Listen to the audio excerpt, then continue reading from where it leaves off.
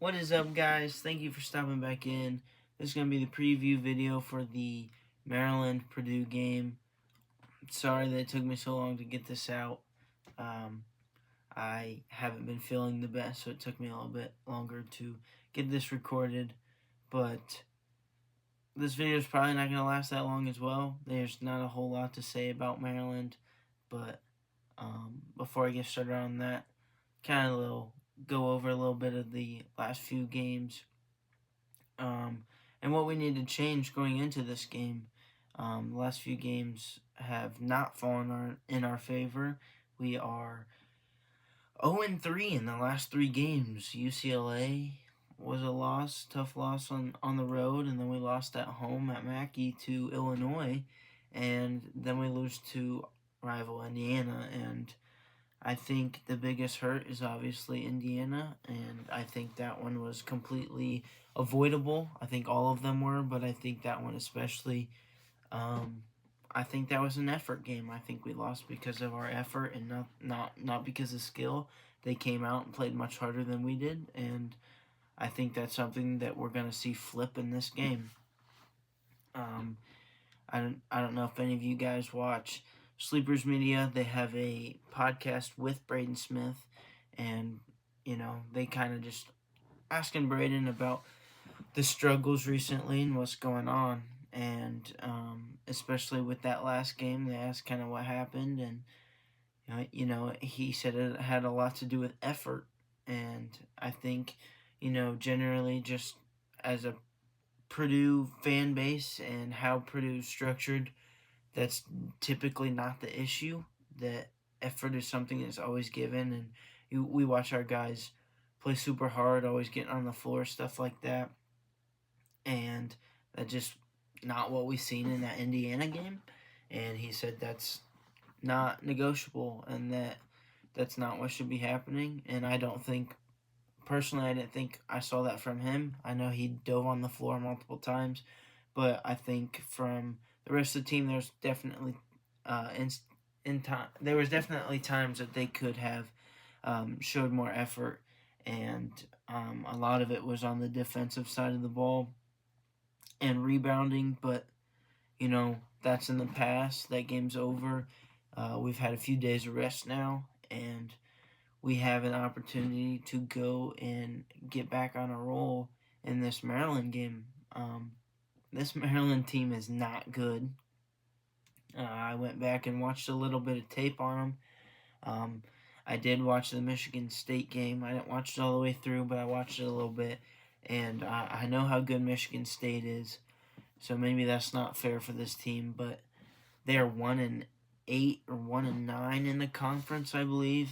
So definitely towards the bottom, if not last, in the conference. Offensively, their best player is Pharrell Payne, but he got injured in December, and I believe he is out for the season. So he averaged 17 points. Their offense is now ran through David Coit, who averages 15.2, and I can tell you, watching that game, if the ball's not in his hands, they do not look very good. Their highest average after him is Darius Adams, 11.9 points, but David Coit is what makes this offense go, and he's every bit of 5'11". I think they list him at 6 foot, but he is a very little guy. He's quick. He's all over the court. He gets to his spots, and he's definitely a good player. I know he's went off for 30. I think he went off for 40 once this year as well. So he's very capable of just popping off at any minute.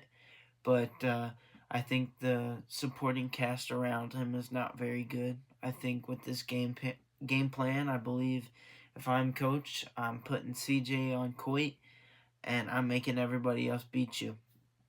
And I think, unlike these last few games that we've played, I think it's a situation where we just don't let switches happen. I think that's something that we should probably implement in general, especially with Cox on our team.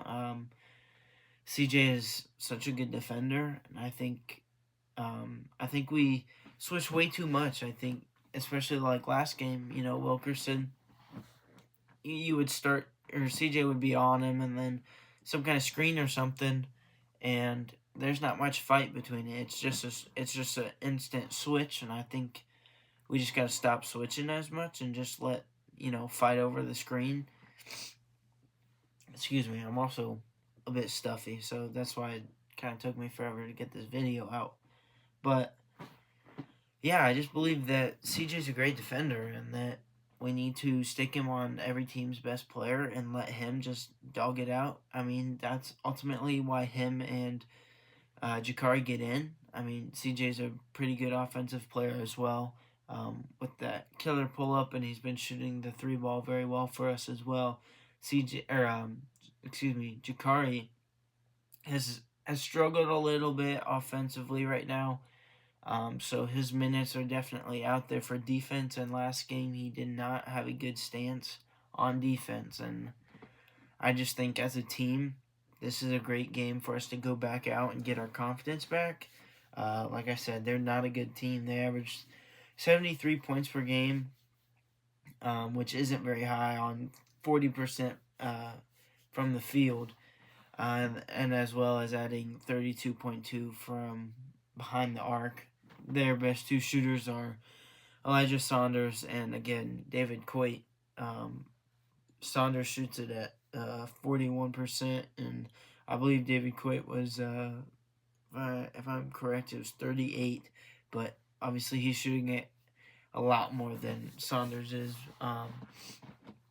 But outside of Coit, their offense is pretty slow.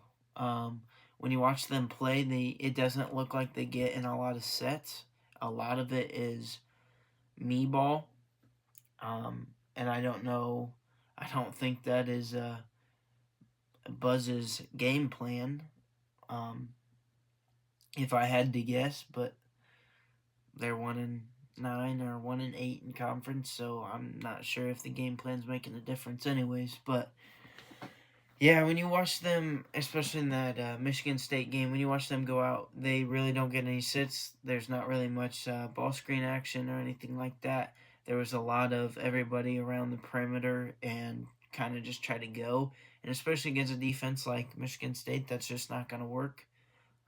Michigan State's very physical, gets very much into you, and you could tell that affected them a lot.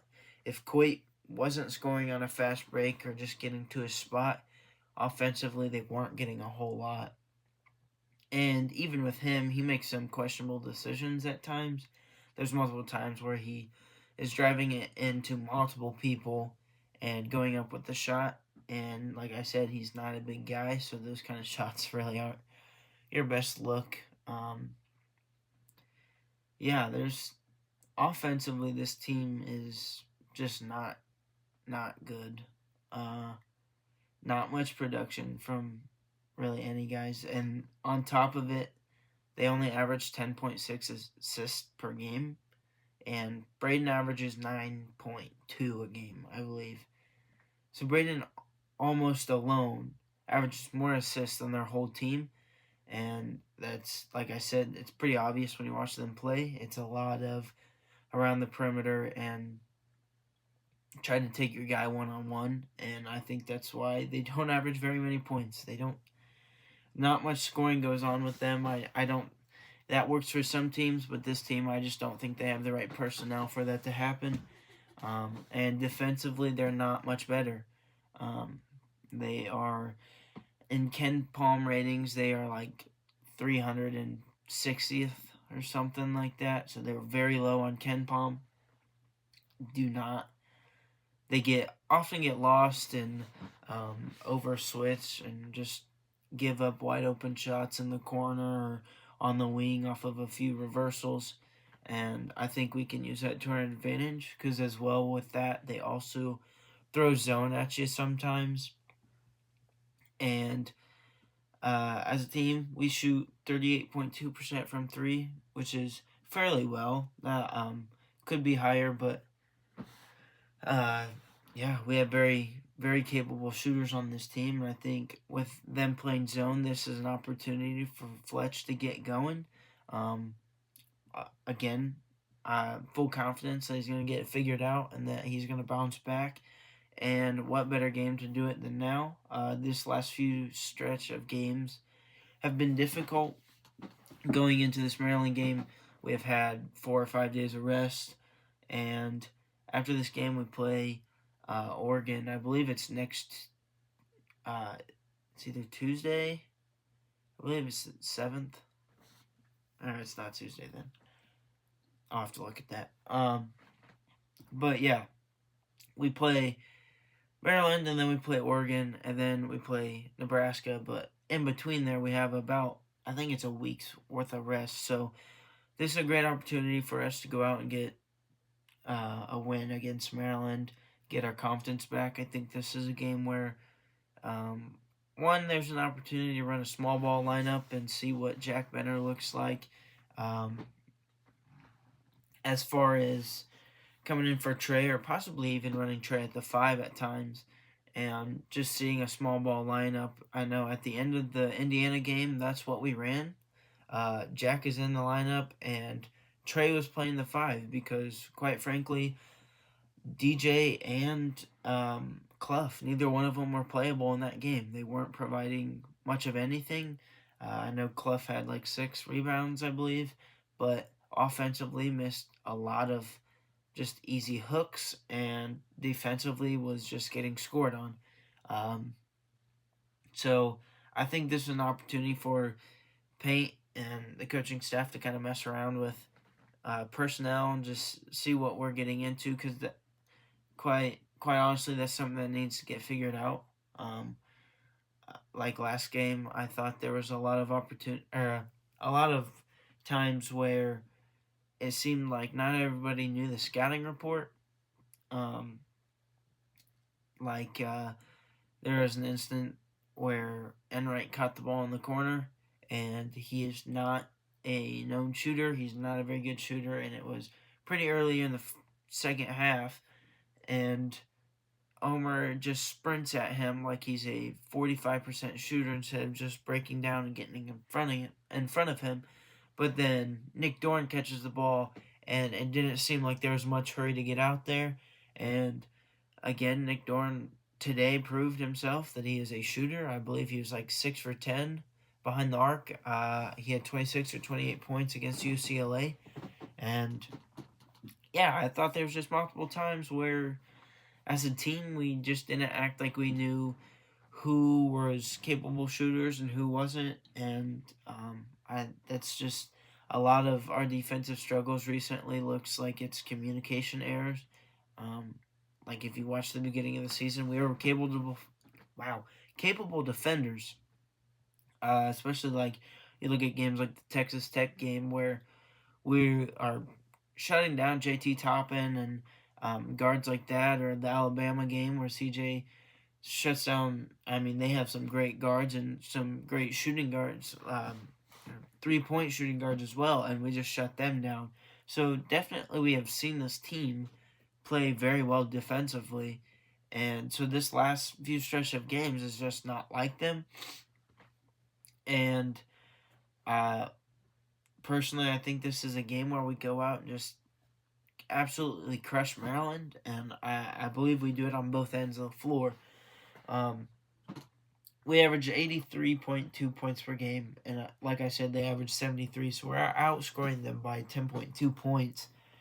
Only out rebounding them by about a rebound and a half. They average 35.8. We average 36.2. But we definitely have the advantage going into this game.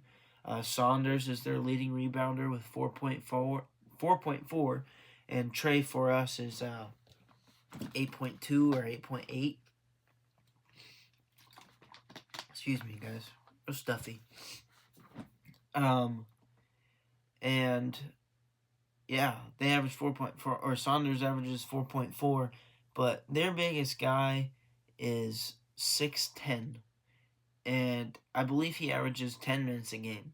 So on our height, we have the advantage height-wise against Maryland, and I think we should see that on the glass. I think last few games, rebounding has not been the way it should.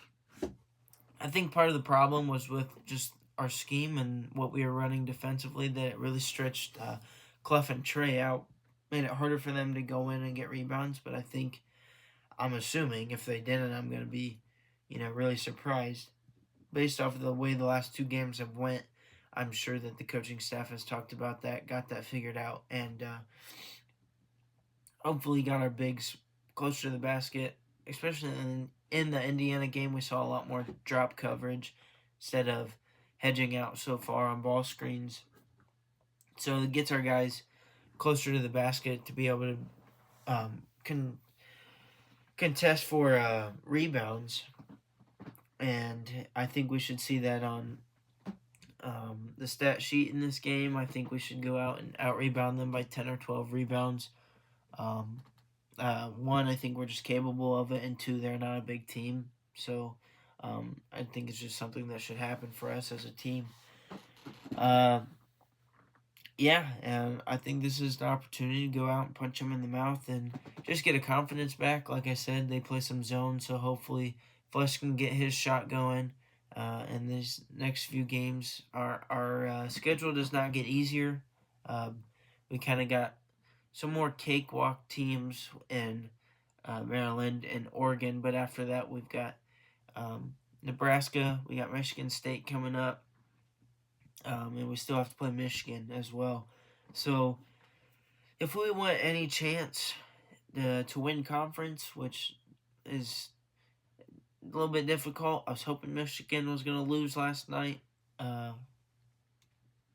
but we've got to win pretty much every game now in conference to really have a chance at this. And I don't think it's not possible, but it's not possible with our current play. So we really got for them to figure this out. And again, this is the perfect game for us to do it. And should be a cakewalk. It really should. We should go in there and just hand it to them. I think it's a game where we punch it inside and use our height to an advantage and get Trey going, get Clough some confidence as well. But I think it's also a game where, I think it's a confidence booster for everybody. I think it's a game where everybody should be playing well. Everybody should get an opportunity.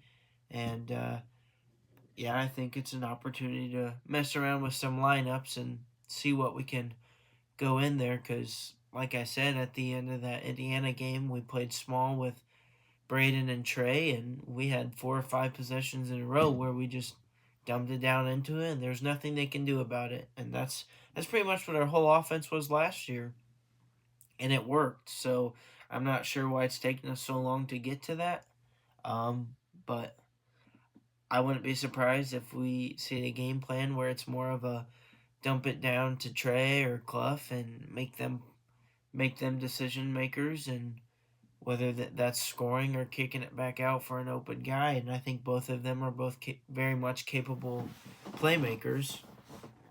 We've seen it multiple times with Trey this year with higher assist games of 4 or 5, stuff like that. And I hope that we can continue to see that from him, especially with the way he's been scoring recently as well. It would be nice to have that scoring consistently, and then also getting some playmaking out of him as well. But like I said, this should be a game where we go out and honestly just pummel them. I'm going to go ahead and make a prediction. I think the score should be, I said we average 83.2, but I think this is a game where we go out there and just really hand it to them offensively. They really shouldn't have an answer for any one of our guys. It would be awesome to see us hit 100, but I'm going to say 95. We're going to get to 90. We're going to say 95 to 72, which is, if the differential is bigger than that, that's even better. I think that's probably a little realistic. Like I said, they're not a great offensive team. They're just not a good team in general. But I think defensively, this is a game for us where we can go back out and find our identity defensively again and get back into that groove as much as it is offense as well. But yeah, I think this is a game where this really this kind of decides the season, decides who this team is, especially in these next two games with the caliber of teams that we're playing in Oregon and Maryland, lower end teams in the conference. So yeah, I think this game is one of them again that just determines how the season can go, and it should be a game that really turns around how we've been playing recently. Really should be a confidence boosting game, and I think it's a game where, regardless, we just don't let up.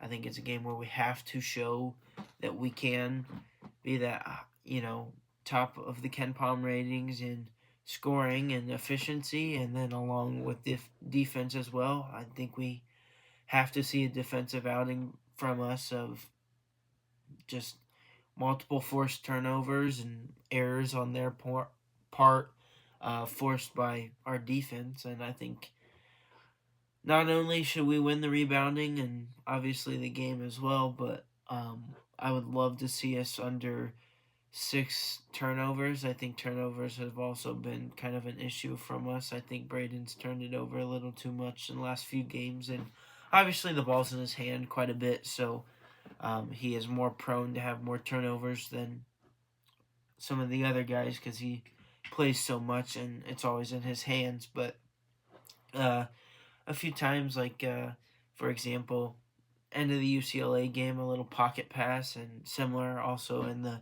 Indiana game, a pocket pass that just was a little bit of miscommunication on his end.